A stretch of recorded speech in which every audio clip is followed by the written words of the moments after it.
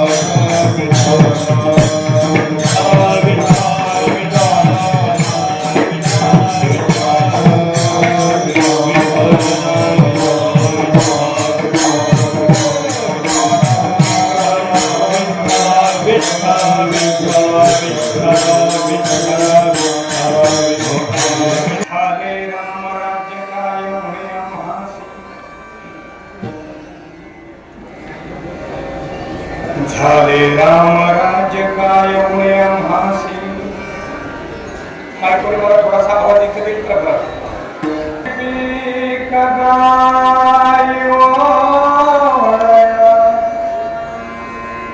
महिषी राम वेळोवेळी गाऊ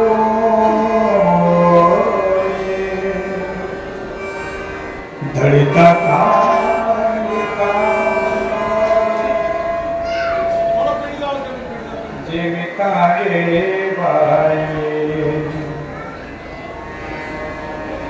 स्वप्ने हे दुःख कोणी न देखे डोळा. नामाच्या गजर भय सुटले कळिका. राम वेळोवेळा मी गाऊ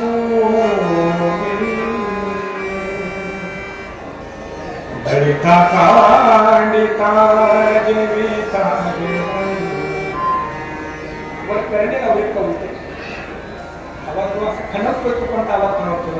पण मला सरळ येऊ द्या. आवाज खणकतोय. सरळ सरळ जाऊ. तुका म्हणे रामे सुख तिरे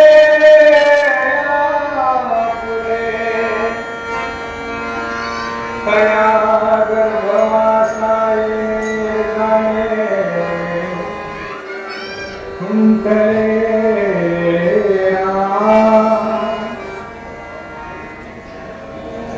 वरचं जे बटन लागलं राम शेणाचं पांढरं बटन लागलं.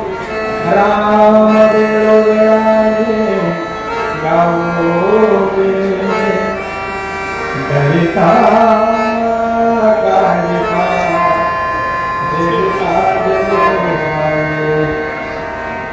लोकाभिराम रंगभीरं राजे हरितं रमोषनाथ कारुण्य रूपं करुणाकरन्तं श्रीरामचन्द्रं शरणं प्रपद्ये.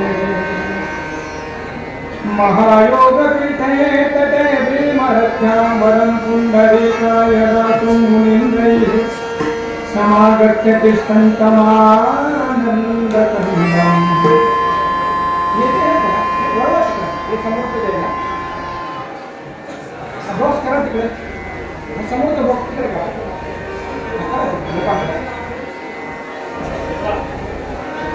फिरवायचं फिरवा तिकडे लोकांना शाबास आता द्या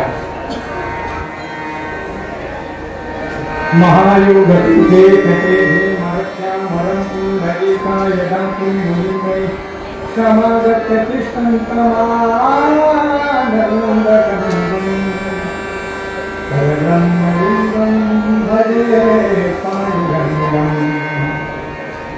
कलावज्ञ जीवो धरा धाव धारम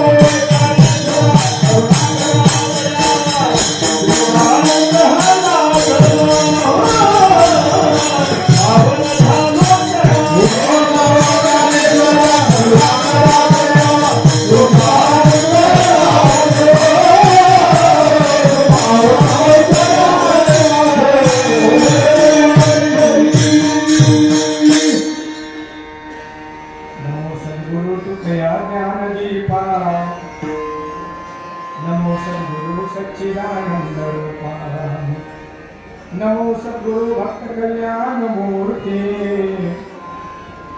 नमो सद्गुरु भास्करा पूर्ण कीर्ती मस्तक हे मायावरी या वारकरी संतांच्या झाले राम राज्य काय उमे आम्हासी झाले राम राज्य काय उमे आम्हासी धरणी धरी प्रीत गाई ओढल्या म्हैसी राम वेळोवेळा निगावोवे दळिता थांबिता देविता देवाई प्रस्तुत प्राप्त चिंतन रूपी सेवेसाठी आपल्या समोर जो अभंग वाचून दाखवला आत्मा या भूमी जनानी रात ही क्लासमध्ये गाऊन हा अभंग तुषार ते दिन वत्सर सच्चिद आनंद स्वरूप सर्व व्यक्त विश्व संत श्रीमंत जगद्गुरु तुकाराम महाराजांचा असून या अभंगाच्या माध्यमातून रामचंद्र प्रभू अयोध्येच्या आसनावर आरूढ झाले हे नको मला म्हणजे तुम्ही गेम करताना गेम कमी ठेवा तुमच्यामध्ये सगळ्यांना ऐकूया गुणामध्ये अध्यात्म त्याला म्हणायचं की ज्याच्यामध्ये गोंधळामध्ये शांती निर्माण केली आहे अशांतीमध्ये शांतीचं गीत घालण्यासाठी अध्यात्म लक्षात ठेवा किती हळू अर्थ आपल्याला याच्यामध्ये आणता येईल जास्तीत जास्त प्रयत्न व्हायला विठाला विठाला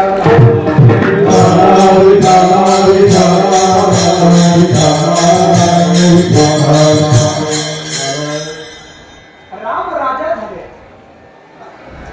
आणि त्यानंतर राम राज्यामध्ये निर्माण झालेली अनुकूलता किंबहुना या अभंगाच्या माध्यमातून जगद्गुरु तुकाराम महाराज राम राज्यामध्ये मनुष्यांचा झालेला अंतर्विकास आणि त्या अंतर्विकासाच्या बरोबर बाह्य विकास राम राज्याच्या माध्यमातून या अभंगामध्ये उल्लेख केला आहे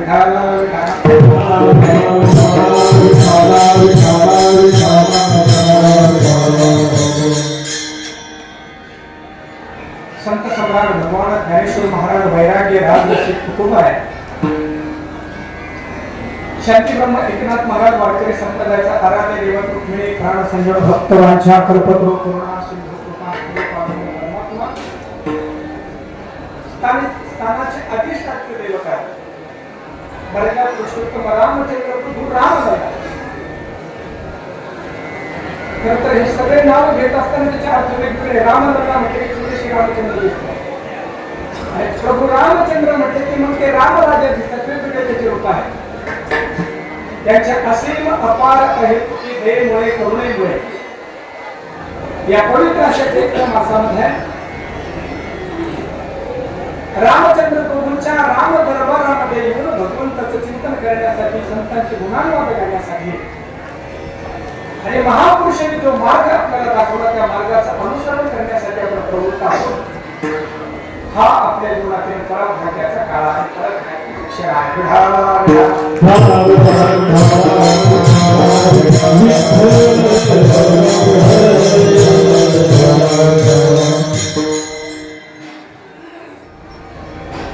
मर्यादा पुरुषोत्तम रामचंद्र प्रभूंच्या पादस्पर्शाने पुनीत झालेला हा सगळा परिसर आहे. सद्गुरु गंगागिरी महाराजांच्या साधनेचा साक्षीभूत हा सर्व परिसर आहे. आदरणीय परमपूज्य नारायणगिरी महाराजांच्या भजनाच्या रंगामध्ये रंगून गेलेला हा सर्व भाग आहे. आणि मला असं वाटतं की आज केवळ महाराष्ट्रातील थोडे जिल्हेच नाही असं नसतं. मी करून माझं पूर्ण माझं सगळं आहे असं नाही. एवढंच अंतर ठेवायचं.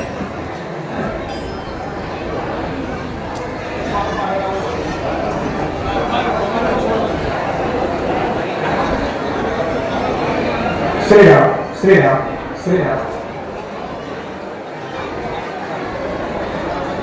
आपण थोडस शाळेत गंगावरती स्वीकारायला की श्रोत्यांना हरामखोर म्हणण्याची पद्धती वारकरी संप्रदायाची नाही. ते तथाकथित लोकांनी आणलाय. आमचे ज्ञानेश्वर महाराज म्हणतात की तुम्ही महेशाची मूर्ती आहे. विठाला विठाला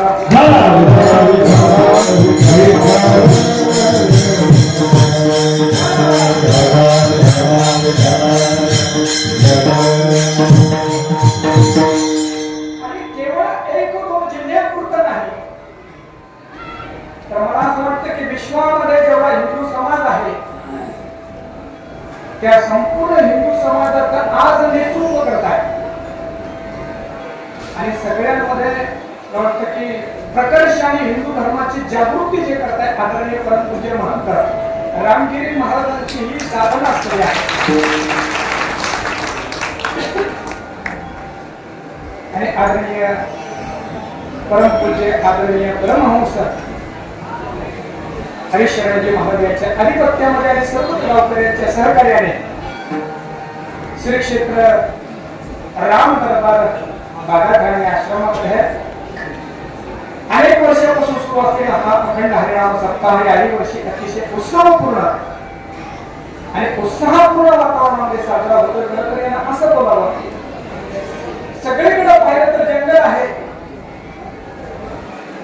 आणि इथं होणारा कार्यक्रम म्हणजे मंगल आहे. हा जंगल में मंगल आहे. त्यातील या 5 दिवसाच्या कीर्तन रूपी सेवेसाठी आपण या ठिकाणी सर्वस्व उपस्थित झालेलो आहोत. विठाला विठाला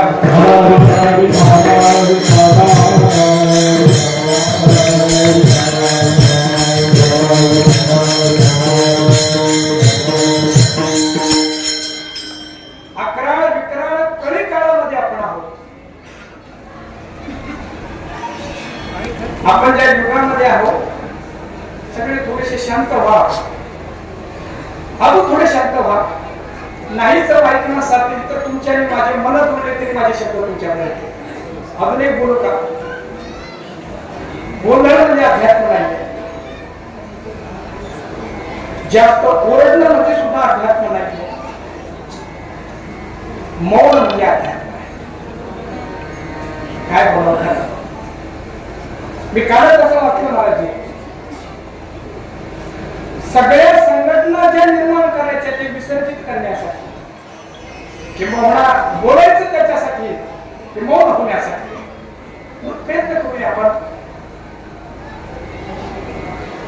माईकनं जोडण्यापेक्षा आपण मनाने जोडण्याचा प्रयत्न करूया आणि तात्पर्य आहे आपल्याला तोपर्यंत माईक लागायची होत आहे प्रयत्न तिकडे करत राहा तुम्ही आम्ही तिकडे करतो सगळेच म्हणून प्रयत्न करूया आणि खरं तर तुम्ही जेवढी निष्ठा बोलता त्याच्यापेक्षा मी खूप जास्त निष्ठा होणार आहोत शांत केलं मला खूप तंतोतंत लागतंय सगळं बरोबर सगळं सोडून गेलं मी प्रयत्न करूया आपण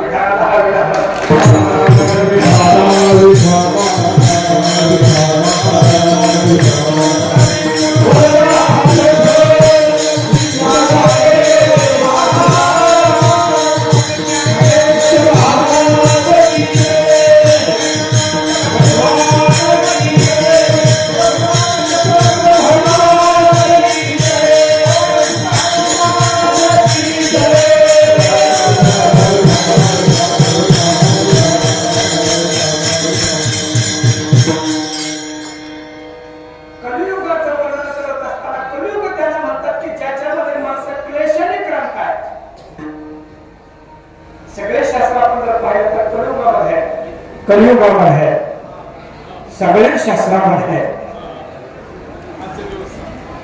वर्णन असं केलं की कलियुगातले माणसं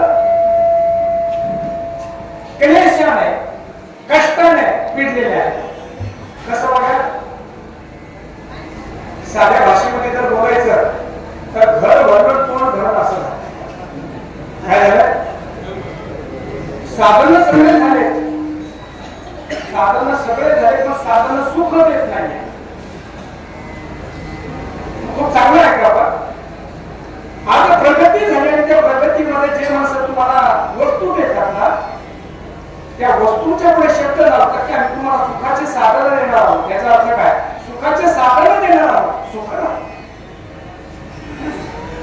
माझ्या पुढे हा माईक आहे हे कशाचं साधन आहे सुखाचं साधन आहे पण सुख मिळेल असं नाही आपल्याकडे गाडी आहे सुख साधनच आहे पण मार्च एंडिंगला पोलिसांनी पकडलं तर सुख होईलच नाही सुखाचं साधन आहे घर आहे सुखाची साधन आहे पण घरामध्ये असलेले माणसं एकमेकांविषयी प्रामाणिक नसेल तर सुखाचं साधन आहे कलियुगामधला मनुष्य दुःखाने गांधलेला पिडलेला केवळ समस्यांच्या शास्त्राने सांगितलं समाधान सुद्धा सांगितलं मग कलियुगामध्ये आमच्या जीवनामध्ये असलेले दुःख जर दूर करायचे असेल तर 3 साधन आहेत सगळ्यांना ऐकून ठेवा कीर्तनातून घरी जात असताना अनेक सूत्र जीवन जगण्याची मिळायला पाहिजे जीवन उन्नत होण्याची मिळायला पाहिजे अशी काही सूत्र घेऊन जा कलियुगामध्ये तुम्ही आम्ही जन्माला आलोय आणि या कलियुगातील दुःखातून या कलियुगाच्या आगडीतून आपल्याला पार पडायचं असेल तर 3 साधन आहे पहिलं साधन भगवंताची कथा ही कलियुगातील क्लेशापासून मनुष्याला दूर नेते पहिलं या राम दरबारामध्ये आपण येतोय किंबहुना आश्रमाची निर्मिती भगवंताच्या कथेसाठी आहे आश्रमांची निर्मिती काय राजकारण आणि समाजकारण करण्यासाठी नाही आहे आश्रमाची मूळ निर्मिती भगवंताची कथा करण्यासाठी बरोबर कलियुगाच्या जवळ बघा शांत होते होईल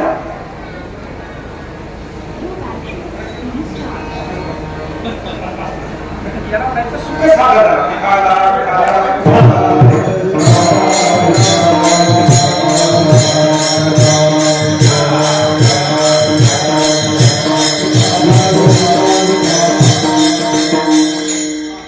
मराठी जगाचा नियम असा की एखाद्यावर जर आपल्याला संकट यायला लागले तर त्याची रांग येते पाठीमागे एक राहत नाही आणि घरामध्ये सुख यायला लागले की त्यांची सुद्धा एक रास लागते तर दोन्ही काळामध्ये म्हणायला पाहिजे की एक निकल जाणे हे सुद्धा अध्यात्म शिकवत आहे विठाला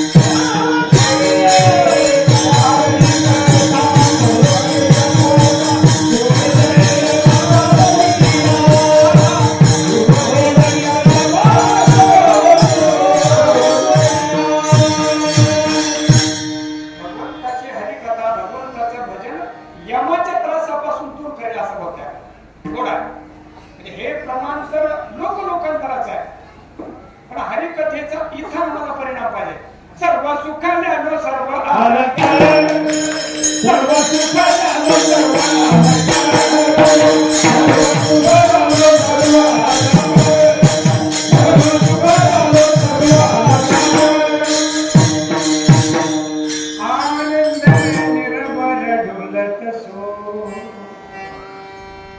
महाराज त्याने खरं संगीत शिकलं ना त्याला गुरुजी सांगत असतात रियाज घरी करायचा आणि रियाजातल्या काही चांगल्या गोष्टी फक्त कीर्तनात मांडायच्या म्हणून बरेच वर्ष रियाज करत असताना घरी रियाज करायचा नाही आणि मग चालीमध्ये सा शोधायचा असं नसतं इथं आता जेवढं सगळं करून आम्ही सगळंच करता येणार नाही थोड्या अंगाने करायचं अशा अर्थाने म्हणून कलियुगातील दुःखापासून निवृत्त व्हायचं असेल तर पहिली कथा राम दरबारामध्ये कथा दुसरा साधन आहे जर या कलियुगातून आपल्याला थेट सतयुगामध्ये प्रवेश करायचा असेल तर दुसरं तत्व आहे सत्य कलियुगामध्ये माणसाकडे सगळं काही आहे पण माणसाचे चेहरे उडवतात झाले की त्या फोटोग्राफरला सुद्धा म्हणावं लागतं भाई याची स्माइल प्लीज याचा काय अर्थ आहे जेव्हा फोटोग्राफर आम्हाला म्हणतो की तुम्ही थोडासा हसायचा अर्थार्थ किंवा निरर्थक आहे मग कलियुगातील या क्लिष्टतेतून आम्हाला पार पडायचं असेल तर दुसरं साधन आहे सत्य आणि सत्य कोणाचं स्वरूप आहे सच्चिदानंद रूपाय विश्वोत्पत्त्यादि हेतये तापत्रय विनाशाय श्री कृष्णाय वयं नमः आपण अंतरंग चिंतनाला लिहायचं आहे भगवंताचे वेगवेगळे जे अवतार होतात ना ते अवतार भगवंताचे जे स्वरूप आहे सचित आनंद या सचित आनंदातील हे सगळे एक रूप आहे पण काही अवतार असे आहेत श्रीकृष्ण भगवंताचा अवतार इथं आनंदाचं प्राधान्य आहे नाही का मग श्रीकृष्ण भगवंताचं प्राकट्य झाल्यानंतर आणि सगळ्या त्यांच्या लीलेमध्ये केवळ आनंद आहे किती महत्व पाहतो आपण कृष्ण गोकुळी जन्माला दुष्टाचल का पसुतला पुढे होता कृष्णाचा अवतार आणि आनंद करते घरोघर म्हणून तो आनंदाचं प्राकट्य आहे काही अवतार भगवंताचे असे आहेत की तिथं चित्त म्हणजे ज्ञानाचं प्राकट्य आहे अर्थात कपिलादीचे अवतार आहे दत्तात्रय भगवंताचे आहे इथं ज्ञानाचं प्राकट्य आहे आणि रामचंद्र प्रभू म्हटले की तिथं सत्याचं प्राकट्य आहे चांगलं आहे का राम दरबारामध्ये आल्यानंतर एक कथा मिळाली रामचंद्र प्रभूंच्या रूपाने सत्य मिळालं दोन गोष्टी मिळाल्या आता तिसरी गोष्ट अशी आहे कथा मिळावी सत्य मिळावं आणि तिसरं तत्व संत मिळावं राम दरबारामध्ये आपण येतो तर या राम दरबारामध्ये कथा आहे राम दरबारामध्ये रामचंद्र प्रभूंच्या रूपाने सत्य आहे आणि इथं असलेले संत कुणाला म्हणावा आहे का खूप चांगला आहे का एक हिंदी वाक्य असं की संत उसे कहते हैं जो आने वाले भक्तों को अपने से नहीं भगवान से मिलाता है उसे संत कहते हैं किती चांगले सूत्र आमच्याकडे दिले आम्ही प्रगट झालो म्हणजे आता आम्हाला तुम्ही छातीला लावा आम्हालाच खिशाला लावा आमच्या वाक्यात संतांनी सांगितलं संत त्याला म्हणावं की आपल्या सानिध्यामध्ये येणाऱ्याला स्वतःला शरण नाही आपल्या सानिध्यामध्ये येणाऱ्या भक्ताला हरी शरणागती पर्यंत घेऊन जाणारे हरिशरण असे संत इथे आहेत हा मंत्र कुठला माहिती की तुम्हाला हरिशरण हा मंत्र कुठला माहिती की तुम्हाला खूप मोठा महिमा आहे त्याचा ही सृष्टी निर्माण झाल्यानंतर सगळ्यात अगोदर जन्माला आले ते सनत कुमार विचार खूप मोठा मला रामराज्य पण सांगायचे आहे या सनत कुमारांच्या मुखामधला जो मंत्र आहे ना तो मंत्र आहे हरिशरण जरा करूया आपण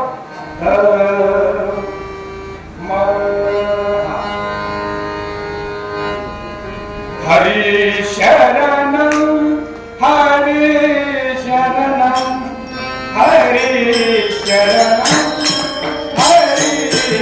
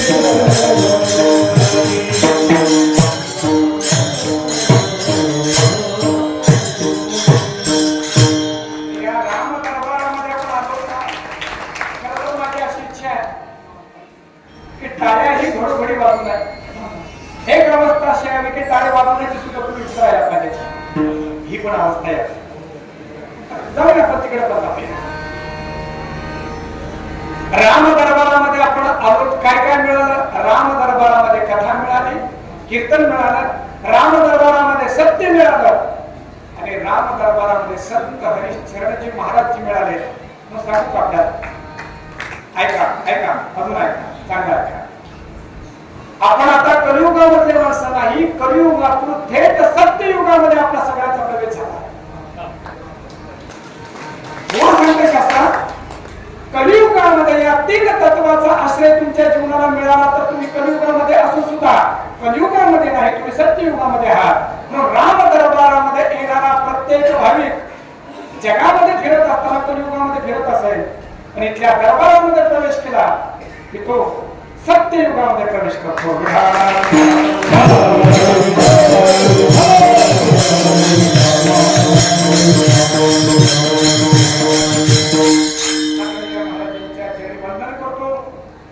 एक 4 महिन्यापूर्वी वाटतं, 3-4 महिन्यापूर्वी श्रोत्यांमध्ये अनेक अधिकारी माणसं बसलेले आहेत. इथे एक असा माणूस बसलेला आहे, त्याची मुलाखत घेतल्यानंतर मी लिहिलं होतं आकाश पाहिलेला माणूस. आकाश पाहिलेला माणूस म्हणजे काय? 1 ते 4 ते 5 महिन्यामध्ये 6 महिन्यामध्ये त्याने संपूर्ण भारताची यात्रा केली, 12 ज्योतिर्लिंगाची यात्रा केली आणि त्यांच्या त्या समारोपाचं कीर्तन आम्ही केलं होतं. शिवाभिषेक म्हणून आदरणीय आमचे भगवानराव या ठिकाणी. भगवानराव तुम्ही उभे राहा, थोडस उभे राहून सगळ्यांना थोडासा हात करून नमस्कार करा. कारण हा नमस्कार कुठल्या नेत्यांचा नाही, हा नमस्कार संपूर्ण भारतीय देशामध्ये ज्योतिर्लिंग पायी केलेला हा वर्ष आहे.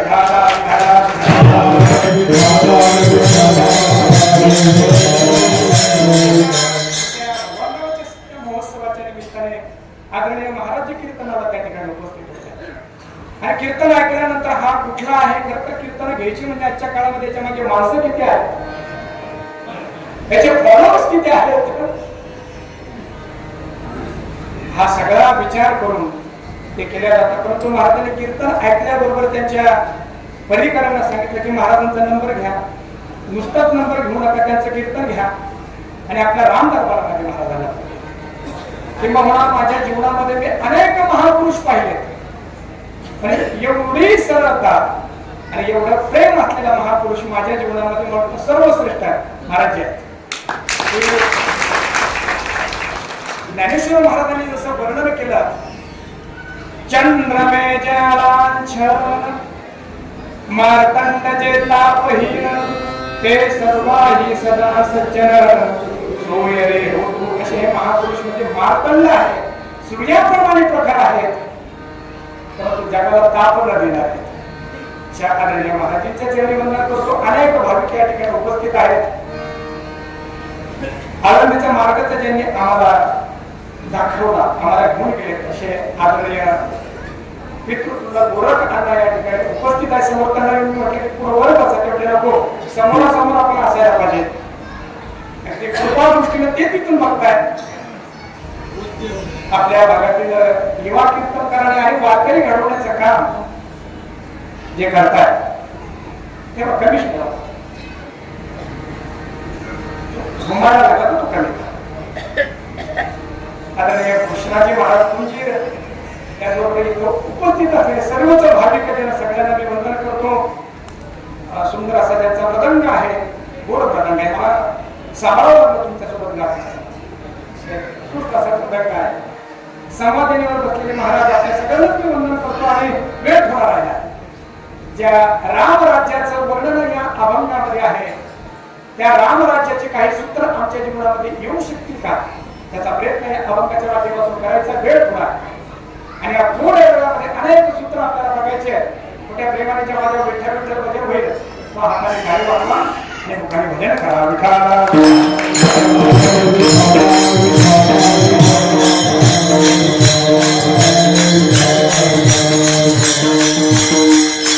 हरे राम राज्य काय येऊण्या मासे अभंगाचा सरळ सरळ अर्थ आहे कसा. तुकाराम महाराज म्हणतात राम राज्य झालं आणि आम्हाला काही उणीव राहिली नाही. आमच्या जीवनातले सगळे अभाव निघून गेले. धरणी धरी पिके गायी ओळल्या म्हैसी. धरणी भरपूर पिकं धरायला लागले, गायी म्हशी भरपूर दूध द्यायला लागले, त्याचं प्राबल्य झालं. आम्ही काय करणार आता. राम वेळो वेळामी गाऊ विये. त्याला थोडासा एखादा ऑपरेटर तिथं करत असला तर मी प्रेमाने सांगतो गात असताना थोडासा मी ओढायचा असतो. थोडासा थांबा थांबा लगेच तेवढा का आणि ओढत असताना तिथं ओढायचं तेवढं करायचं. जमलं नाही जमलं तर तसंच ठेवा आहे. राम वेळो वेळामी गाऊ विये. दळता कांडिता जैविता गेमाई. आता राम वेळोवेळामी गाऊ. दळत असताना, कांडण करत असताना आणि जेवत असताना. परिणाम काय झाला. स्वप्नी दुःख कोणी न देखील डोळा. दुःख स्वप्नामध्ये सुद्धा नाही आहे. आणि कळी काळाला सुद्धा भय निर्माण झालं. एवढं नामस्मरण या राम दरबारातील राम राज्यातील माणसं करायला लागले. नामाच्या गजेले भय सुटले कळी काळा. हे सगळं तर झालं पण तो रामचंद्र प्रभूने ऐहिक आणि पारलौकिक सुख सगळ्यांना दिला. तुका म्हणे राम सुख दिले आपुले. तुका म्हणे रामे सुख दिले आपुले. तया गर्भवासा येणे जाणे कुंतले. गर्भवासाला येण्या जाण्याचं दुःख संपूर्ण गेलं आणि मग सगळेच गायला लागले. राम वेळोवेळा आम्ही गाऊले. दळिता कांडिता जेविता गे भाई. अभंगाचा सरळ सरळ अर्थ आहे. या अभंगामध्ये राम राज्याचं वर्णन केलेलं आहे. भारत देशामध्ये राहणारा प्रत्येक भारतीय याला अनादी कालापासून रामचंद्र प्रभूच्या विषयी आणि राम राज्याच्या विषयी ओढ आहे. खूप चांगला आहे का. रामाविषयी आणि राम राज्याच्या विषयी ओढ असलेले भारतीय आहे. परंतु तो फक्त भारत देशामध्ये राहणारा नसावा, तो मनाने भारतीय असावा. चांगला आहे का. कारण आमच्या भारत देशाची व्यापकता अशी आहे की अतिथी देवो म्हणून सगळ्यांनाच या भारत देशाने स्वीकारलं. विश्वामध्ये जेवढ्या जाती आहेत, विश्वामध्ये सगळे जेवढे धर्म आहेत, त्या सगळ्या जातीतील आणि सगळ्या धर्मातील माणसं भारतामध्ये आले. तर भारतामध्ये येऊन राहिले, भारतामध्ये सुविधा घेतल्या भारताच्या, खाल्लं भारताचं, पण त्याचे मन कधी भारतीय झाले. चांगला आहे का. जी भूमी रामचंद्र प्रभूची आहे त्या रामचंद्र प्रभूंना त्रेतायुगामध्ये 14 वर्ष वनवास भोगावा लागला होता, पण तो कलियुगामध्ये 500 वर्ष भोगावा लागला. चांगला आहे का? त्रेतायुगामध्ये रामचंद्र तो पुन्हा फक्त 14 वर्ष वनवास भोगावा लागला, परंतु कलियुगामध्ये 500-550 वर्षापर्यंत रामचंद्र तो पुन्हा वनवास भोगावा लागला. का? त्याचं एकमेव कारण की या भारत देशामध्ये राहणारे माणसं शरीराने भारतामध्ये राहत होते, परंतु मनाने हे माणसं सगळे रावणी तत्वज्ञानाचं अनुसरण करणार आहेत. अरे काय आहे? भारत देशामध्ये आम्ही राहू पण जय श्रीराम म्हणणार नाही. भारत देशामध्ये आम्ही राहू वंदे मातरम म्हणणार नाही. त्याला काय म्हणावं? शरीराने भारतामध्ये राहायचं, भारताच्या सगळ्या सुविधा घ्यायच्या, पण मनाने भारतीय व्हायचं नाही. अवघड आहे. पण तो खरोखर जे मनाने भारतीय झालेला आहे अशा सगळ्यांनाच रामचंद्र तो भविष्य. हो, राम कुठे नाहीये. भारताची प्रभात राम आहे. खूप चांगला आहे का? भारताची प्रभात राम आहे. आस्तिक मनुष्य उठला की भगवानराव काय म्हणतो? रामकृष्ण. एकमेकांना भेटल्यानंतर श्रीराम राम राम. भारतीयांची दुपार पहाट आहे, भारतीयांची रात्र पहाट आहे, भारतीयांचं सुख राम आहे, भारतीयांचं दुःख राम आहे, भारतीयांचा जन्म राम आहे, आणि या जगाचा निरोप सुद्धा राम आहे.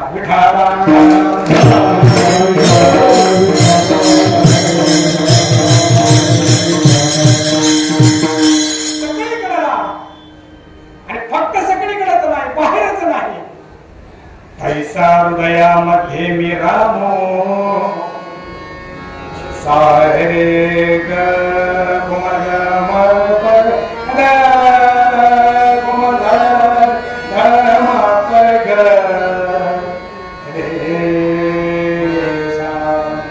ऐसा हृदयामध्ये मी रामो.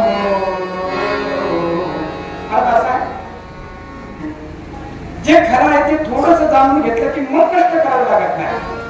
कष्ट वेदना तिथं आहे की निघत तर नाही आणि येणं तर द्यायचे. शहाणे माणसाला त्रास नाही त्या जगामध्ये. थोडं करून घ्या, थोडं करून घेतलं दुःख संपला. ऐसा हृदयामध्ये मी रामो हसता सर्व सुखाचा आरामो कि भ्रांतासी कामो विषया सर्व घटी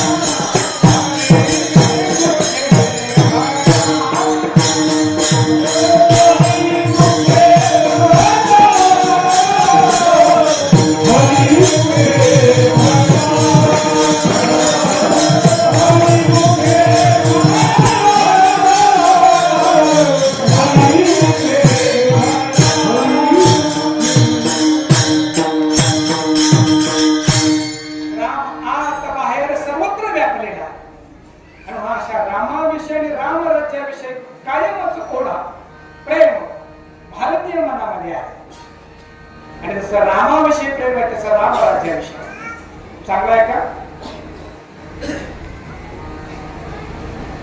सगळ्याच व्यासपीठावरून राम राज्य यावं असे सगळेच म्हणतात. राजकीय व्यासपीठावर म्हणताय, सामाजिक व्यासपीठावर म्हणताय, धार्मिक व्यासपीठावर बोलल्या जात आहे.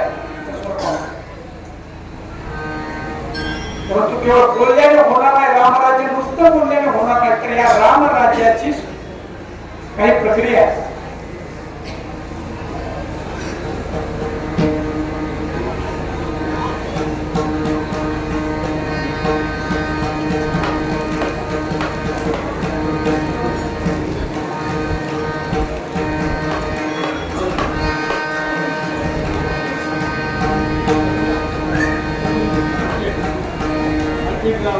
खरं तर महाराज असं झालं,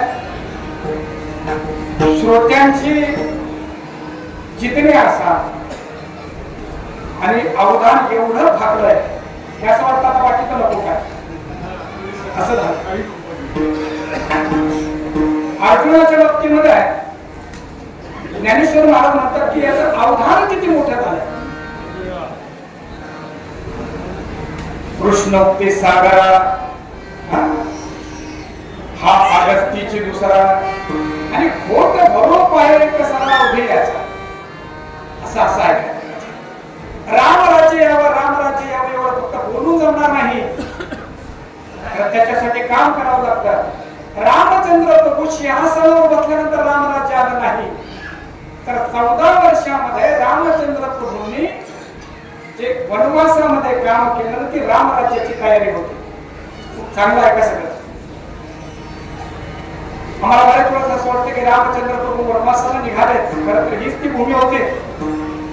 गोदामाईच्या तीरावर रामचंद्र प्रभू निघाले होते आणि रामचंद्र प्रभूंच्या अनेक लीलेंची साक्षी असणारी ही भूमी आहे.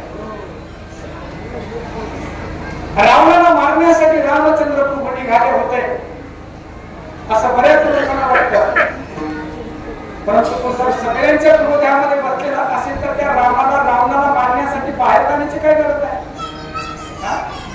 रावणाच्या बुद्धीमध्ये एखादी दुर्बुद्धी अशी शिरली असती की त्याला रामाला नाही तरी स्वतःच मत घेतला, काय गरज नाही. परंतु 14 वर्षापर्यंत महाराज विण्याचा सोड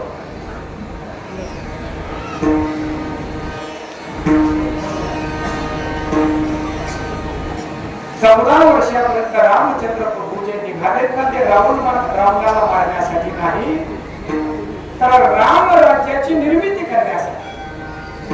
ऐकूया आपण थोडं कथा कीर्तन करण्याच्या ज्या पद्धती असतात त्या 2 प्रकारच्या असतात. एक घटनात्मक असतात आणि तत्वात्मक असतात. या अभंगाच्या माध्यमातून आपण थोडंसं घटनात्मकही चिंतन करूया आणि तत्वात्मकही करूया. रामचंद्र प्रभू 14 वर्षाच्या वनवासासाठी निघाले. रामराज्य कधी निर्माण होतं त्याची काही सूत्र आहे. रामचंद्र प्रभू निघाल्यानंतर सगळे अवधवासी प्रभूंच्या पाठीमागे निघाले. मला कथा सांगायची नाही, फक्त त्यातले भाव सांगायचे. आणि पहिला मुक्काम रामचंद्र प्रभूचा पडला तमसा नदीच्या तीरावर. अयोध्येतील लहान मोठे तरुण स्त्री पुरुष हे सगळे रामचंद्र प्रभूंच्या समवेत आहे. तमसा नदीच्या तीरावर सगळं डोळ्यापुढे आणा. आता ऐका, रामचंद्र प्रभूंनी सुमंताला सांगितलं हे माणसं झोपलेले आहेत ना, यांना झोपलेलं इथंच ठेवायचं ना आपण निघायचं. रामराज्य कधी निर्माण होतं जेव्हा आपल्या जीवनामध्ये येणारे जे दुःख आहेत त्या दुःखाला कारणीभूत समाज नाही, तर माझ्या जीवनामध्ये येणारे जे दुःख आहे ना या दुःखाला कारण माझं प्रारब्ध आहे असं जेव्हा माणसं मान्य करतात तेव्हा रामराज्याच्या प्रवासाला सुरुवात होते. ऐकायला थोडंसं वेगळं वाटतं आपल्याला. सर्वसाधारण माणसांच्या तक्रारी असतात. मी का दुःखी आहे? माझ्या शेजारच्यामुळे दुःखी आहे. मी का दुःखी आहे? माझ्या भाऊबंधामुळे दुःख आहे. मी का दुःखी आहे? नका करू, खणखण करूच नका. आता हे छान झालं, छान झालं. सर्वसाधारण माणसं जे आहेत ना आपल्या दुःखाला कारण जगाला ठरवतात. रामचंद्र प्रभू म्हणतात माझ्या दुःखाला कुणी कारण नाहीये. गदिमांचे शब्द आहेत. दैव जात सोबत चला बघता दुःखे भरता. नाही नाही, हे एवढं अवघडच आहे महाराज. हे ऐकायला जेवढं गोड आहे ना, आपण जेव्हा संगीतासाठी बसाल ना, ते खूप कठीण आहे. दैव जात दुःखे भरता दोष ना कुणाचा. पराधीन आहे जगती पुत्र मानवा का दोष ना माय काही ना दोषी नवे दोषिता. राज्य त्याग कानन यात्रा सर्व कर्म जात. पुढे का खेळ चालला से माझ्या पूर्व संचिता. पराधीन आहे जगती पुत्र मानवा दोष ना. पुढचे शब्द आहे का. दोन ओंडक्याची होते सागरात भेट. एक लाट तोडी दोघा पुन्हा नाही का.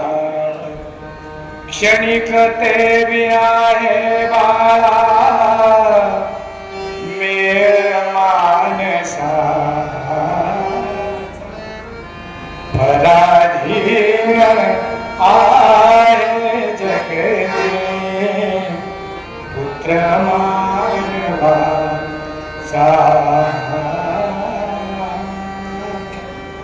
दोष ना.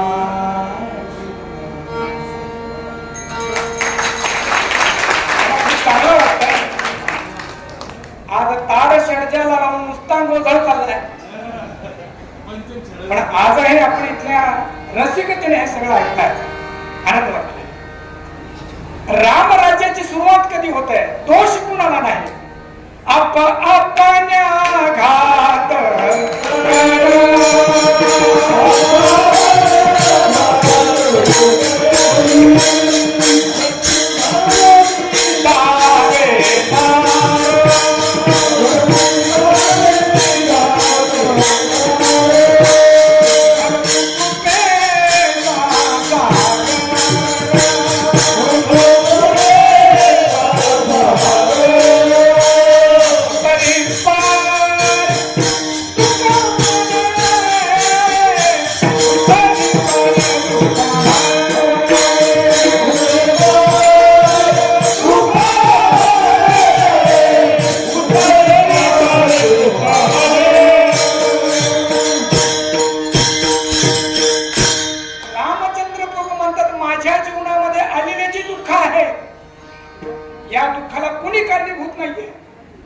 केले कर्म झाले त्यांची भोगा आले. माझे कर्म मला दुःख देतात. जेव्हा मनुष्य आपल्या दुःखासाठी इतरांना दोषी धरत नाही, समजावं रामराज्याच्या दिशेने प्रवास सुरू झाला. पुढे जाऊया. रामचंद्र प्रभू नंतर आले गंगेच्या तीरावर. अरे गंगेच्या तीरावर आल्याचं खूप गोड आहे. इथं भेट झाली निषाद राजांची. कथा आपल्या सगळ्यांना माहिती आहे. निषाद राज म्हणजे कोण, आजच्या भाषेमध्ये सांगायचं एसटी, अनुसूचित जाती जमाती आजच्या भाषेमध्ये. रामचंद्र प्रभू जेव्हा गंगेच्या तीरावर आले, निषाद राज म्हणजे भिल्ल कोळी या समाजातला हा निषाद राज रामचंद्र प्रभूने सगळ्यात अगोदर त्याला आपल्या हृदयाशी लावलं. किती गोड आहे. निवडणुकी आल्या म्हणजे मग कुणाच्या तरी त्या गरीबाच्या झोपडीमध्ये जायचं आणि एकच केळ 4 जणांनी त्याला द्यायचं आणि मग त्याचा फोटो काढायचा. असं नाही ते. रामराज्याचा प्रथम नागरिक आहे केवट. रामराज्याचा प्रथम नागरिक आहे निषाद. रामचंद्र प्रभूंनी रामराज्याचे नागरिक तयार केलेत आणि त्यांना सांगितलं की आतापर्यंत राजे तुमच्यापर्यंत येत नव्हते. मी जो राजा आहे ना, मी तुमच्यातला राजा आहे. काय गोड आहे. छत्रपती शिवाजी महाराजांचं पूजन इथे याच्या अगोदर केला. ऐका, खूप गोड आहे. प्रभू रामचंद्र आणि प्रभू कृष्ण प्रभू रामचंद्र आणि श्रीकृष्ण यांच्यानंतर परिपूर्ण महापुरुष जर कोणी झाला असेल तर ते छत्रपती शिवाजी महाराज. छत्रपती शिवाजी महाराज ओरडून सांगण्याचं ते तत्व नाहीये. मला असं वाटतं की छत्रपती शिवाजी महाराज एकीकडून पराक्रम आहे, तर दुसरीकडे जर पाहिलं तर ती वेदना आहे. माझ्या राजाने किती कष्ट घेतले जगासाठी. कशासाठी बोलतोय? आतापर्यंत राजाची मुलं जे होते ना, ते सर्वसामान्यामध्ये मिक्स होत नव्हते, मिसळत नव्हते. छत्रपती जेव्हा आपल्या आई सोबत त्या लाल महालामध्ये राहतात, त्या 12-15 वर्षाचे हे शिवाजी पुण्याच्या बाजूला असलेले जे 12 मावळ आहे ना, त्या 12 मावळ मधल्या झोपड्यांमध्ये जातात आणि तिथे असलेल्या शेतकऱ्यांच्या मुलामध्ये जाऊन खेळतात, शेतकऱ्याची भाकरी खातात. तेव्हा तिथं असलेले 12 मावळ मधले सर्वसामान्य माणसं म्हणायला लागले, आतापर्यंत एखादा वतनदाराचा जरी पोरगा असला तर तो आमच्यात येत नव्हता. वतनदाराचा पोरगा, एखादा सरदाराचा पोरगा आमच्या पुरात खेळत नव्हता. शहाजी महाराजांसारख्या महापुरुषाचा मुलगा आमच्यामध्ये येतो, आमच्यामध्ये खेळतो. इथून तर स्वराज्याची पाया आणि मेढ रोवल्या गेली होती. हे आलं कुठून? माझ्या शिवबाला जिजाऊने लहानपणापासून रामकृष्णांच्या गोष्टी सांगितल्या होत्या आणि म्हणून तर स्वराज्याची निर्मिती झाली. केवटांना आपल्या हृदयाशी लावलं. ते गोड आहे. रामराज्य कधी होतं? निषादाला आपल्या हृदयाशी लावलं. किंबहुना तुकाराम महाराजांनी म्हणावं, राम म्हणतात फक्त मीच राम नाही, तू पण राम आहेस. तुका म्हणे जे जे भेटे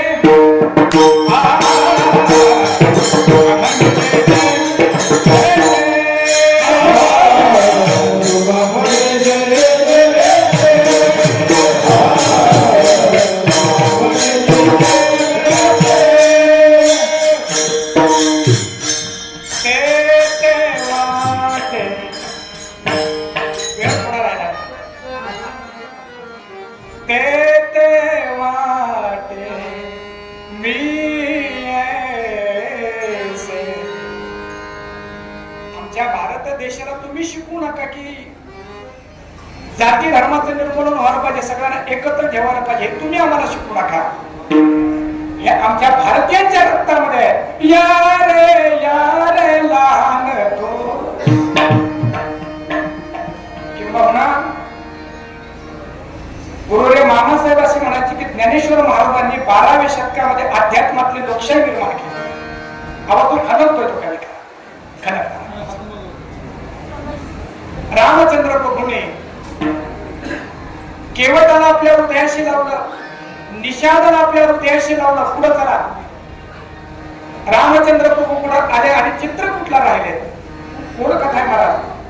तिथं असलेले भील आदिवासी यांच्यामध्ये राम प्रभू जायला लागले, तर त्यांच्या मनामध्ये परिवर्तन घडून आणलं. माझे घड्याळ अवकाश देत नाही गोष्ट सांगायला, पण सांगतो एका मिनिटामध्ये ऐका.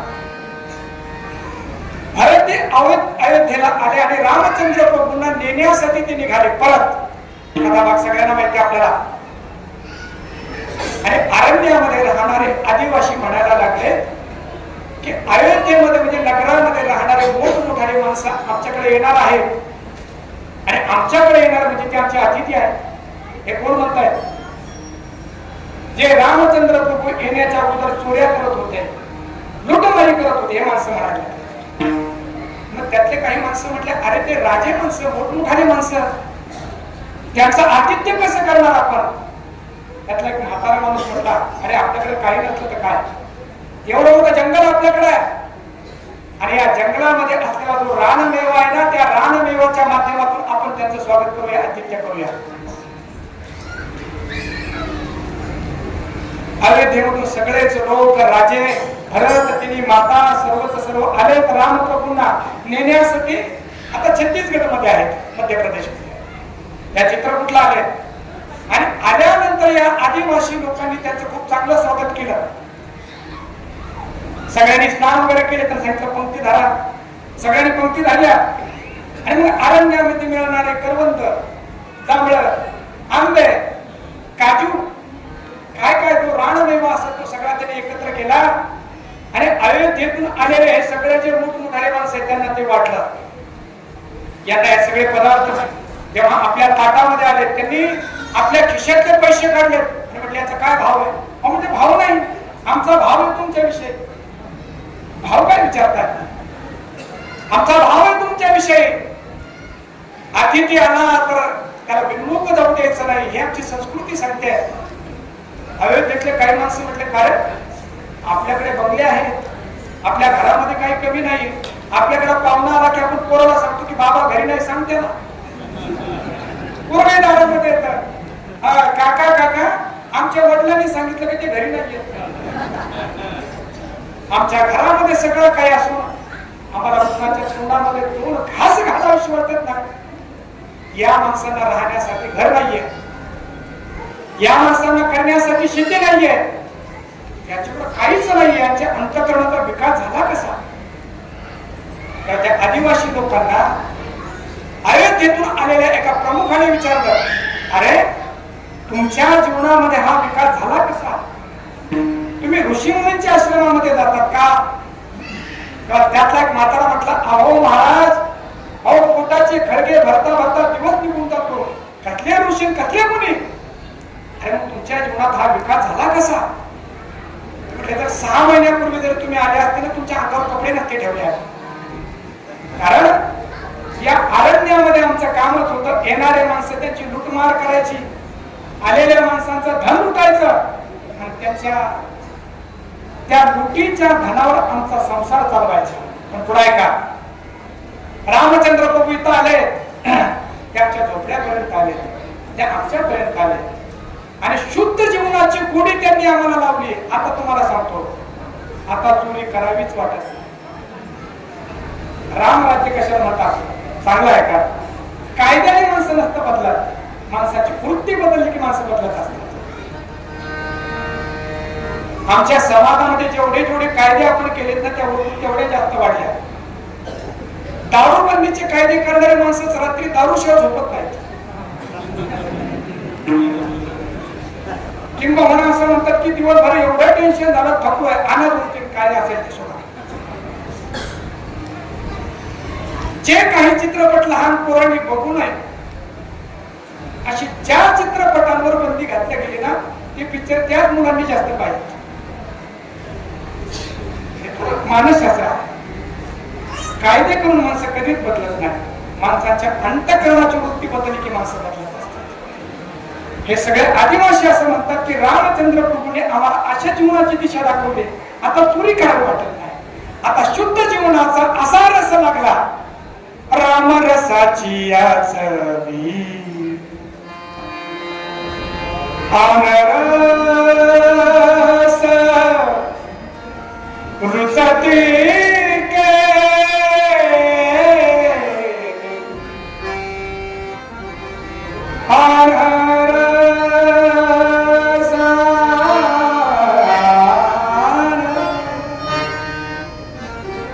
अनरस रुचती केवी ऐसे सुख वचनी आहे.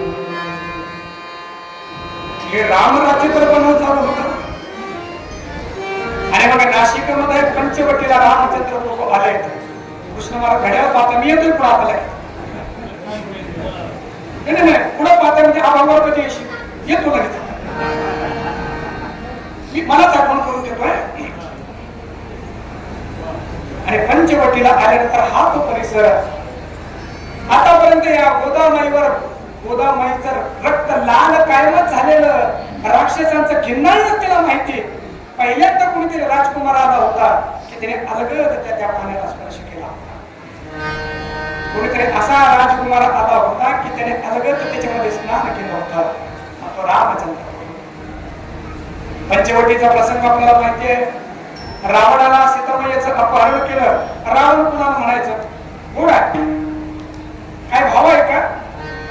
एक लक्ष्मण रेखा लक्ष्मणजीने आखून दिली होती. रावण तिथं आला आणि आल्यानंतर सीतेचं अपहरण करायचं होतं, परंतु त्यांनी पाहिजे लक्ष्मण रेखा. लक्ष्मण रेखेचं उल्लंघन तर केलं नाही, पण जे आपल्याला करायचं तेही केल्याशिवाय राहिला नाही. रावण कुणाला म्हणायचं? रावण वृत्ती कुणाला म्हणायची? काही लक्ष्मण रेखा तर ठेवायच्याच, पण आपल्याला जे वाटतं तेही केल्याशिवाय राहायचं नाही. त्याचं नाव रावण होतं. म्हणजे काय? थोडं स्पष्ट बोलू का? गळ्यात माळ तर घालायची, ही लक्ष्मण रेखा आहे. इथल्या नाही म्हणा, आपल्या हृदयाचं परिवर्तन झालं.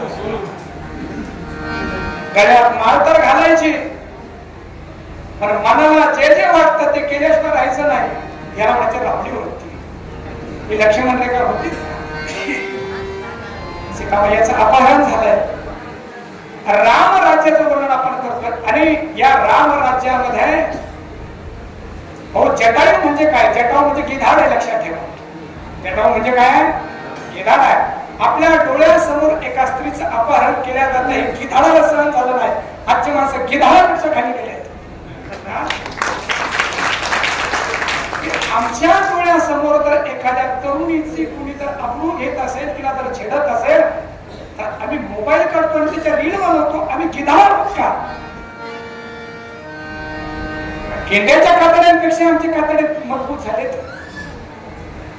आम्ही सुधारित झालो की आम्ही पशु होत चाललोय. जिथं भर चौकामध्ये मुलींची अब्रू घेतल्या जाते आणि तिथं गिधाडापेक्षा खाली जाऊन आम्ही त्या रील आणि स्टोरी बनवत असो. आम्ही माणसं नाही, आम्ही जनावर होत चाललोय. विठाला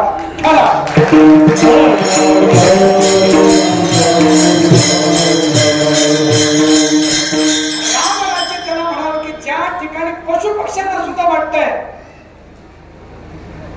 की माझ्या डोळ्यापुढे जर अत्याचार घडत असेल तर मी तो सहन करणार नाही. आणि मग आपल्या सामर्थ्याने रावणासोबत लढले. पुढचं किती गोड आहे. रामचंद्र प्रभूंनी रक्ताच्या थारोळ्यामध्ये पडलेल्या त्या जटाऊला आपल्या मांडीवर घेतलं की जे सौभाग्य दशरथांना प्राप्त झालं. क्या बात आहे. रामराज्य कशाला म्हणावं? जटायूला रामचंद्र प्रभू म्हणतात, मेरे जान तात कछु दिन जीजे. तात म्हटले. रामचंद्र प्रभू एका पक्षाला बाप मानताय. रामराज्य तिथं निर्माण होता आणि जटायूला सांगितलं की तुमची इच्छा असेल तर मी तुम्हाला मी प्राण आणि जिवंत पण द्यायला तयार आहे. जटायू म्हणाला, रामचंद्र प्रभू श्रीरामा, अरे मरत असताना ते राम नाम मुखामध्ये येणं कठीण.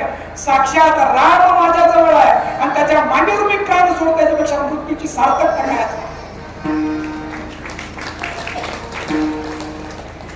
रामचंद्र प्रभू आदिवासींना जोडतात. रामचंद्र प्रभू केवटाला जोडतात. रामचंद्र प्रभू पशु पक्ष्यांना जोडतात. आणि आता एका भिल्लणीच्या कुटियामध्ये सुद्धा गेले होते. रामा रामा रटते रटते. मला अवकाश पडला. आणि मग त्या शबरीला सुद्धा आपल्या हृदयाशी लावणार तो श्रीराम. दक्षिणेमध्ये पुढे प्रवेश केल्यानंतर वानरांना आपल्या हृदयाशी लावणारा श्रीराम. रावणाचा बंधू विभीषणाला आपल्या हृदयाशी लावणारा राम. आणि रावणाचा वध केल्यानंतर विभीषणजी म्हटले, आता कशाला जाता अयोध्येला? खूप चांगला आहे का? कशाला अयोध्येला जातात? ही सोन्याची लंका आहे, इथं थांबा ना. रामचंद्र प्रभूंचे शब्द आहेत, सगळ्यांनी ऐका. स्वर्णमय पिलंका लक्ष्मण रोचते जननी जन्मभूमिश्च स्वर्गादपि गरीयसी. लक्ष्मणा, अरे ही लंका सोन्याची असली तरी मला आवडत नाही रे. मला रात्रंदिवस आठवण होते माझ्या आवडत्या मातेची, आणि मला रोज आठवण होते माझ्या मातेची. आमच्या देशभक्तांच्या उरामध्ये माय आणि मती याचं प्रेम देणारा सुद्धा राम आहे. आईच्या गर्भात उमगली झुंजाची तलवारीस लग्न लागलं जडली प्रीत देव देशान धर्मासाई प्राण घेतलं जिंकावा कटून मला हे श्यामाला ठाव का लढून मराव मरून जगाव. हे कुणी शिकवलं? हे सुद्धा माझ्या रामाने शिकवलं. हे सुद्धा माझ्या रामाने शिकवलं. अयोध्येला रामचंद्र प्रभू आले. अजून बऱ्याच गोष्टी हो, सगळ्या माता वाट बघतात. आणि आल्यानंतर पश्चातापाने दग्ध झालेली काही होती सगळ्यात पाठीमागे. रामचंद्र प्रभू आले आणि पहिला दंडवत घातला कैकेयीला. कैकेयीच्या डोळ्यात असून रामा, अरे हिणवतोस का तू मला? माझ्यामुळे 14 वर्ष तुला वनवासाला जावं लागलं. नाही भैया, नहीं भैया. कौशल्या ने राम को दुनिया दिखाई. कौशल्या ने राम को दुनिया दिखाई. मेरे कैकेयी मैया ने दुनिया को राम दिखाया. मैया तू नसती तर जगाला राम दिसला नसता. क्या बात है. राम राज्य ने बेटा मैं तो मर रहा हूं लेकिन मेरा बदला तू लेना है. बॉलीवुड सांगता है हे रामराज्य नाही. आणि मग रामचंद्र प्रभू बसलेत आसनावर बसलेत. आणि त्यानंतर काय प्रसंग निर्माण झाला? तुकाराम महाराज म्हणतात जे जे झाले अवतार तुका त्यांचे बरोबर त्या रामराज्याचं वर्णन पहिले झाले. झाले रामराज्य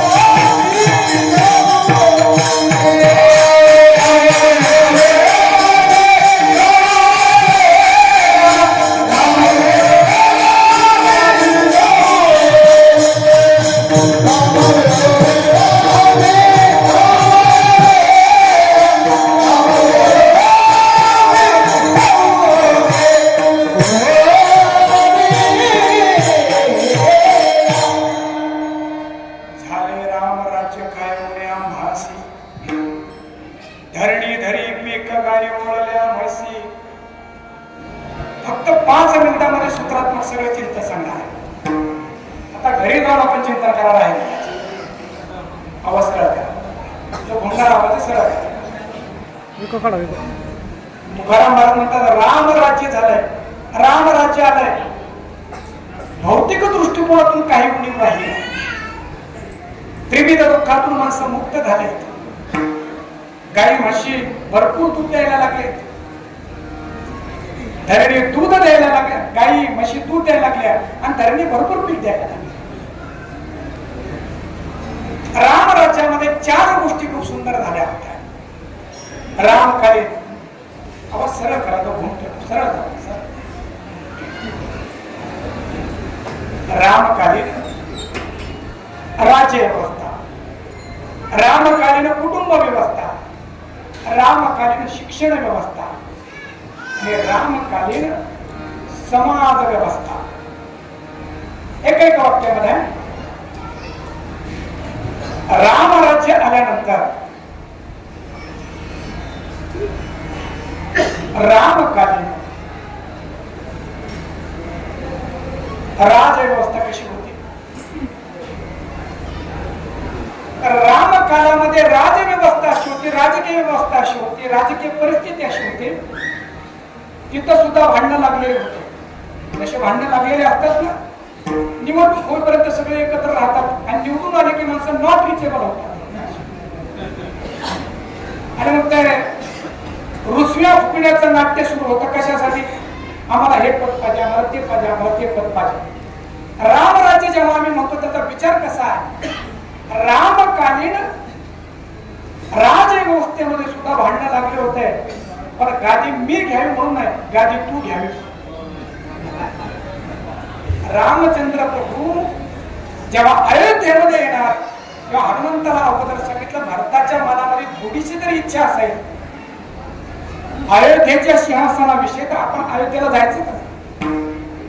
आणि रामचंद्र प्रभू जेव्हा तिथं आले तेव्हा भरतजी म्हणतात, मी फक्त तुमच्यासाठी जिवंत होतो.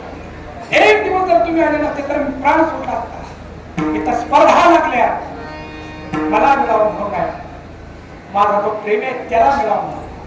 ही राजकीय व्यवस्था आहे. रामकालीन कुटुंब व्यवस्था, या कुटुंब व्यवस्थेमध्ये भोगाची स्पर्धा नाही, त्यागाची स्पर्धा लागली आहे. कुटुंबामध्ये इतर सदस्यासाठी कोण जास्त त्याग करू शकतो. जे परमच नाही दादा महाराज या ठिकाणी उपस्थित आहे, बरं या ना महाराज. कुटुंब व्यवस्था खूप खूप वेगवेगळे पैलू महाराजांची थांबवा आहे.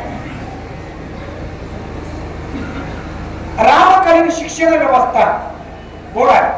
परवा आपले आदरणीय पंतप्रधान असे म्हणाले, खूप चांगलं वाटलं मला.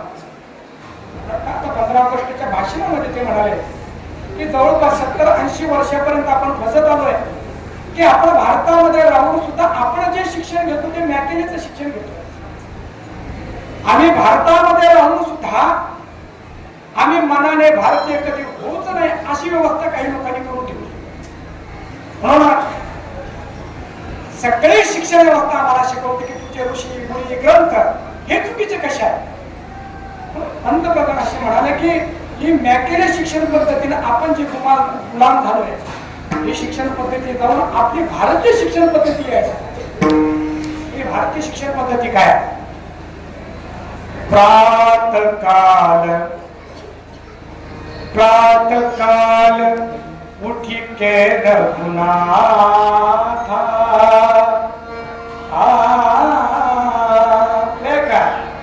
मातु पिता गुरुना वही माता. शिक्षण काय? रामचंद्र प्रभू सकाळी उठल्यानंतर पहिला नमस्कार आईला होता, वडिलांना नमस्कार होता, गुरुंना नमस्कार होता. आता आम्ही थोडेसे शिक्षित झालो, सर्टिफिकेट मिळालं की आपल्याला वाटतं मायबाप म्हणजे काय नाही आमच्याकडे. कुठे छान म्हटलं होतं, शिक्षण किती म्हटलं MA आणि बोलण्याची अक्कल नाही. MA झाला, B झाला, BA आणि बोलण्याची अक्कल नाही असं जरी असलं कशासाठी. ते शिक्षण व्यवस्था आणि रामकालीन समाज व्यवस्था अशी आहे की एकाला झालेला आनंद दुसऱ्याला होतो. हा दुःख काय आहे? लोकांना विचारलं तुम्ही काय होता असं, सांगितले आम्ही उदास यासाठी की आमचे शेजारचे माणसं झाले 15 दिवस खूप खेदळताय काय, हसता काय. मग त्यांना विचारलं तुम्ही कधी हसा म्हणजे चिरडल्यावर.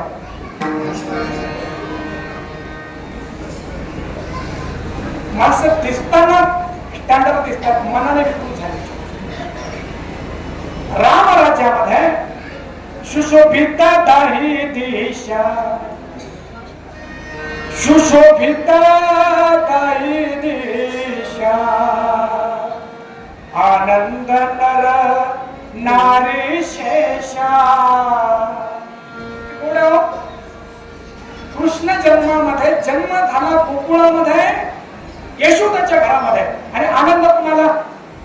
गवळण सांगत ते गवळा दिला पुत्र झाला यशोदेला. गवळण सांगत ते गवळा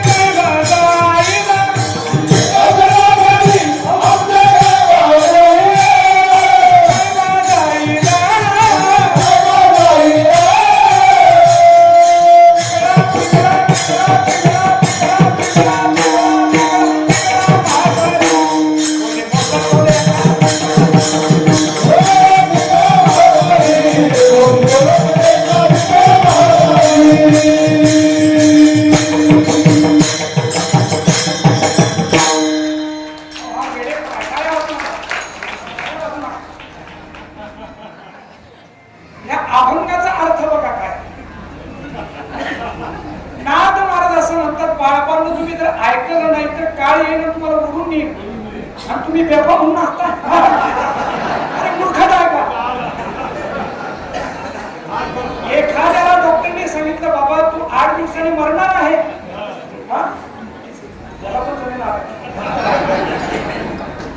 बाबा तू 8 दिवसांनी मरणार आहे. पेशंट काय म्हणतो मी मरणार आहे ना.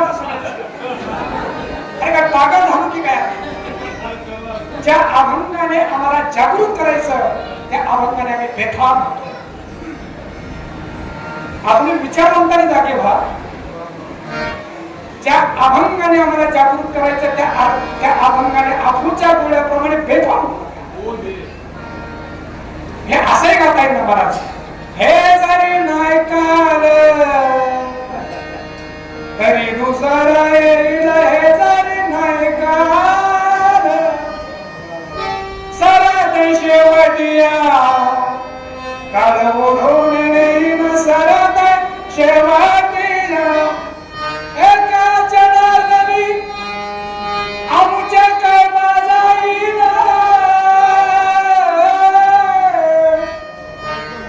अरे पिंगळा महाद्वारी मुली खोली मोदे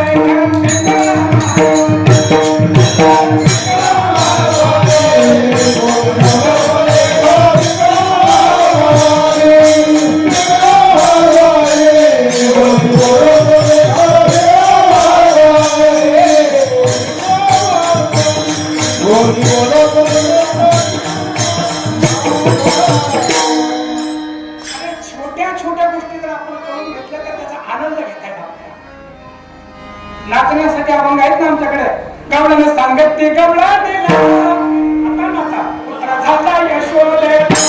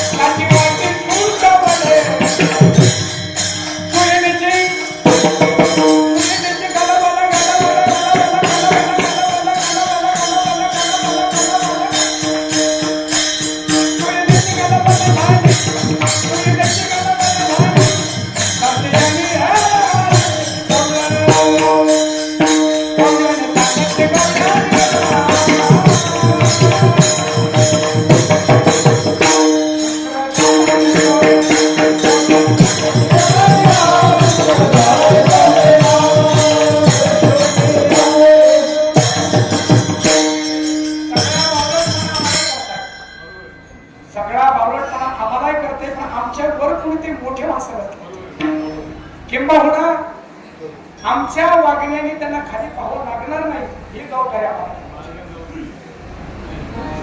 राम राज्यामध्ये समाज व्यवस्था अशी आहे की इतरांच्या आनंदाने सगळे आनंदित होतात. शेवटचं सूत्राने थांबतो. सगळे राम रसायन पिले होते. कधी भेटलो तर सांगेल सगळे राम रसायन. राम रसायन तुम्हारे पासा सदा रहो रघुपति के दासा. राम राज्य जर यायचं असेल तर 6 रसायन जीवनामध्ये यायला पाहिजे. संयमे, जीवनामध्ये संयम यावा. संयमे शीले चेरे प्रतांते विवेकिनः अन्वेषणे तु शांती सेतु बंदे शरयते रसायना. रामचंद्र प्रभूंमध्ये 6 रसायन आहे. वर्णन कधी करेल? संयम, शील, धैर्य, बोलण्याची कला, शांतीचा शोध आणि माणसं एकत्र करण्याची कला. हे सगळं एकत्र आलं की मग झाले राम राज्य काय उले आम्हासी. धरणी धरी पीक गाय ओळला. आता एवढी अनुकूलता झाली, करायचं काय? घराचं घर झालं, मुलांचे लग्न झाले, भरपूर शेती झाली, शेतीला पाणी आलंय, शहराच्या ठिकाणी बंगला घेतला. आता सगळं आलंय की नाही? आता काय करायचं? मुंबई से आया मेरा दोस्त को सलाम करो आणि आता रात को खाओ पियो और दिन को आराम करो. अरे असं नाही. आता समृद्धी मिळाली ना, आता काय करायचं? राम वेळोवेळा मी करू मी वाट आहे. अमेरिकेकडे, इंग्लंडकडे, जर्मनीकडे, सगळ्याच देशाकडे संपत्ती आहे, त्यांच्याकडे नाही राम. त्यांच्याकडे संपत्ती आहे, त्यांच्याकडे वैभव आहे, त्यांच्याकडे नाही राम, त्यांच्याकडे नाही कृष्ण, त्यांच्याकडे नाही नारायणगिरी महाराज, त्यांच्याकडे नाही रामगिरी महाराज, त्यांच्याकडे नाही हरिश्चंद्रजी महाराज. आता समृद्धी प्राप्त झाली ना, आता काय करायचं? राम वेळोवेळा मी गाऊ हे आहे त्याचं सूत्र. आता आम्हाला देवाने एवढी समृद्धी दिली तर आता आम्ही रामांना उभ्यांमध्ये गाऊ. दलिता क्या बात आहे. दलिता म्हणजे काय? आमचं प्रारंभाचं तळण तळत असताना आम्ही गाऊ. कांडिता, कांडिता म्हणजे कांडन करत असताना विवेकामध्ये आहे. आणि जेविता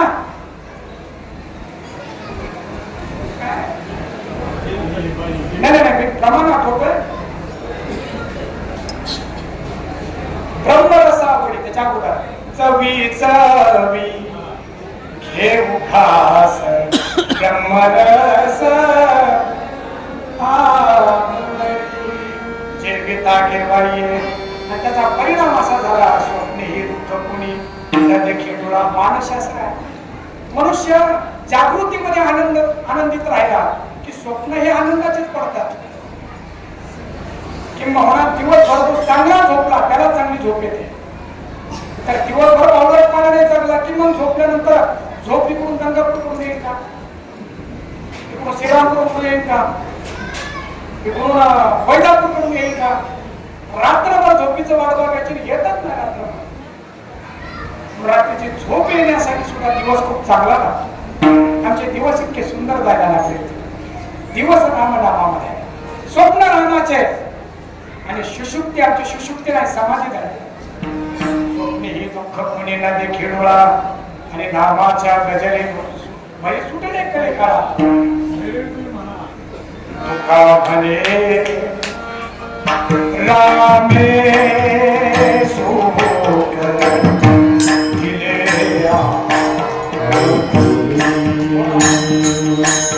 सुख दिले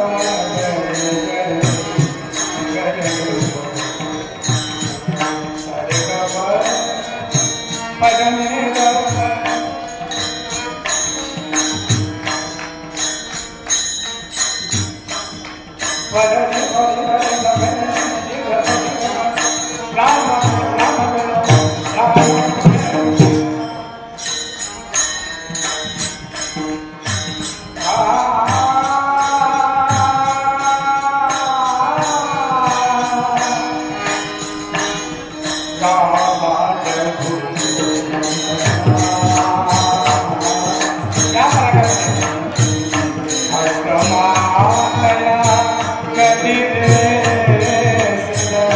भगवान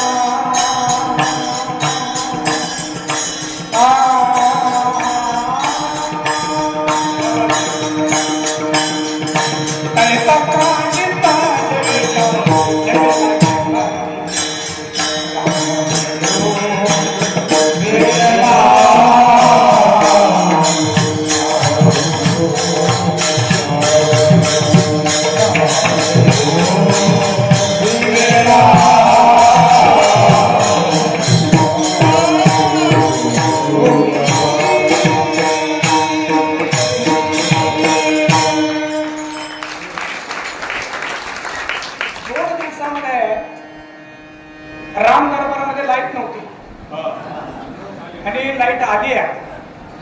म्हणजे काय म्हणजे या 2 दिवसाच्या लाईट साठी सुद्धा एवढं सगळं तयारी अगोदर करावी लागली. तेव्हा हा जन्मगाठ झाला. तसा जीवनाचाही जन्मगाठ होण्यासाठी तयारी करावी लागते. झाले रामराज्य काय पुण्या धरणी धरी पिकगाडी ओळल्या बशी. अगदी मला असं वाटलं होतं की 9 वाजेपर्यंत आपण थांबूया, पण आपल्या सगळ्यांच्या रसिकतेनं मला बोलायला लावलं आणि आपण सगळ्यांनी मला सहन केलं. त्याबद्दल आपल्या सगळ्यांना धन्यवाद देऊया. आणि ते रामराज्य खऱ्या अर्थाने येण्यासाठी सगळे आपण सिलेंडर होऊया. अर्थात वर हात करूया. सिलेंडर नाही, सिलेंडरचा सिलेंडर मध्ये समर्पित होऊया आणि त्या रामप्रभूंना बोलूया की या त्या राम राज्याचा आनंद आम्हाला ह्याच डोळ्याने पाहू द्या.